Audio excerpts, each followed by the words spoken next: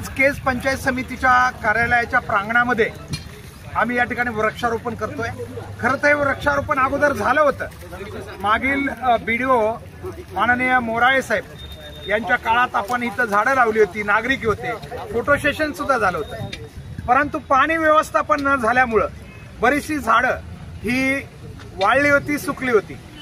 म्हणून आपण पंचायत समितीला एक दोन वेळेस विनंती केली होती, मात्र थोडंसं पाणी व्यवस्थापन झालेलं नव्हतं।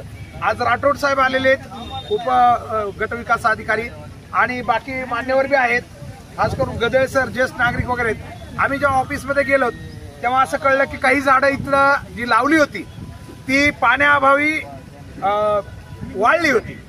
तर त्या जागी गदळे सरांनी चांगली कल्पना मांडली की आपण नागरिक मिळून ती जी काही गेलेली झाडं आहेत ही पुन्हा नव्याने लावू।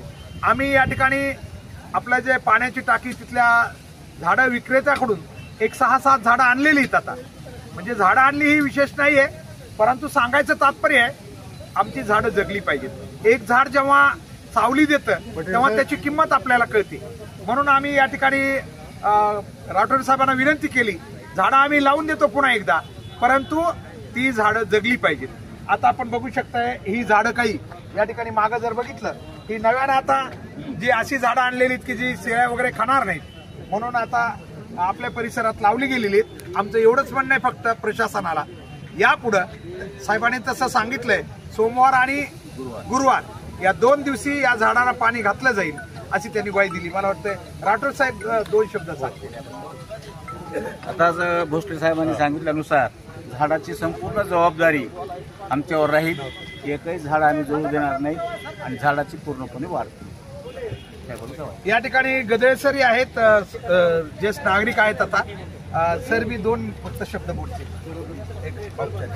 आज आम्ही ज्येष्ठ नागरिकांच्या बैठकीसाठी पंचायत समितीचं सभागृह मागण्याच्या निमित्ताने तिथे गेलो होतो आणि त्याच वेळेस भोसले सर केज मधल्या प्रत्येक प्रश्नावर आवाज उठवण्यासाठी असतात आणि आज ते या परिसरातील झाडांच्या काळजी घेण्याच्या संदर्भात राठोड साहेबांना भेटायला आले होते आणि तिथं काही झाडं वाढले ते लक्षात आलं। म्हणून आम्ही अशी कल्पना मांडली किंवा जिथं जे जे झाडं वाढले आहे ते आपण ते नवीन आणू आणि त्या पद्धतीने आम्ही सगळ्यांनी मिळून तिथं एक 7 झाडं आणलेत आणि ते लावण्याचं काम आता झालेलं आहे आणि राठोड साहेबांनी ती झाडं जगविण्याचं त्यांच्या सहकाऱ्यांच्या मदतीने एक शब्द दिलेला आहे आणि त्या दृष्टिकोनातून त्यांना सगळ्यांच्या वतीने धन्यवाद देतो।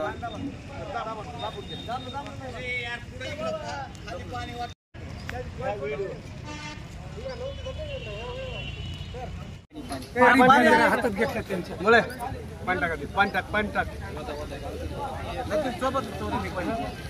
पाणी चुकून येते मस्त हुंडी बसते थोडे नंतर आळे बी करा बरं काय जरा पाणी आता राहू नंतर आळे ऐका नाही आळे करू।